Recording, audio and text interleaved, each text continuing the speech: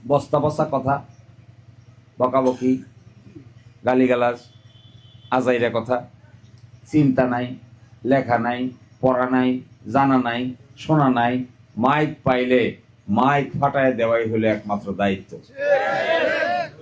তো এই ধরনের নতুন প্রজন্মের মানুষ এই ধরনের বস্তা পচা জিনিস আর পছন্দ করে না। যদি নতুন রাজনীতি এখানে নিয়ে আসা না যায়, শুধুমাত্র আমরা এসে একজন আরেকজনকে বকাবকি গালিগালাজ করি, তাহলে দিরাইশাল্লার মানুষের ভাগ্যের পরিবর্তন করা সম্ভব হবে না।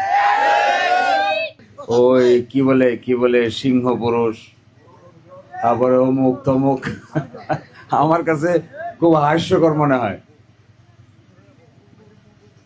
তো মানুষ ভালো না সিংহ ভালো? শ্রেষ্ঠ কে?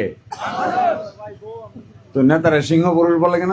করাপশন থেকে বের হইতে হবে, দুর্নীতি থেকে এই দেশকে মুক্ত করতে হবে। টাকা যে কয়টা আসে, এই কয়টায় গুড়ের লাভ পিঁপড়ায় খাইয়ে সব শেষ করে দেয়।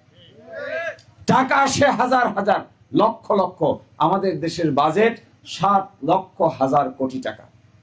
এই 7 লক্ষ হাজার কোটি টাকা কই দিয়ে আসে, কই দিয়ে যায়, তার হিসাব কোনো সরকার দিতে পারে না।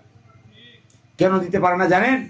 এটা একটা কারণে দিতে পারে না, কারণ কেউ টাকাটা কিভাবে আসলো আর টাকাটা কিভাবে খরচ হলো, এটার জন্য বাংলাদেশে একটা প্রতিষ্ঠান আছে, এটার নাম হলো মহা হিসাব নিরীক্ষকের অফিস। কিন্তু মহা হিসাব নিরীক্ষককে কেউ কাজ করতে দেয় না। সরকার যে টাকা খরচ করে, আপনি যে দোকান চালান, দোকানে আপনি যদি কর্মচারী রেখে আসেন, রাতের বেলাকে হিসাব নেন না? কয় টাকা আয় হলো, কয় টাকা ব্যয় হলো? তো সরকারও তো একটা দোকান, সরকার যে টাকাটা আয় করে, টাকাটা ব্যয় করে, এটা হিসাব করবে কে? ডিসি সাহেব যে টাকাটা আয় করে, এটা ব্যয় করে, এটা হিসাব রাখবে কে? মন্ত্রী সাহেব যে টাকাটা আয় করে, তার ব্যয় করে, এটার হিসাব কই? সংসদ সদস্য সাহেব যে টাকা আয় করলো, টাকা ব্যয় করলো, এটার হিসাব কই? এই হিসাবটা আমরা বলেছিলাম যে এমন একটা সিস্টেম বের করি আমরা, চলেন, যেখানে প্রাইম মিনিস্টার বলেন আর প্রেসিডেন্ট বলেন, হিসাব না দিয়ে পার পাওয়ার কোনো সুযোগ থাকবে না। তখন গাড়িমুড়ি করে। গাড়িমুড়ি বুঝেন? এই গাড়িমুড়ি কেন করে? প্রাইম মিনিস্টারের টাকা আয় হয়েছে, অফিস থেকে ব্যয় হয়েছে, এটার হিসাব কি জনগণকে দেখানো উচিত না? তো এটা নিয়ে গাড়িমুড়ি করার কি দরকার?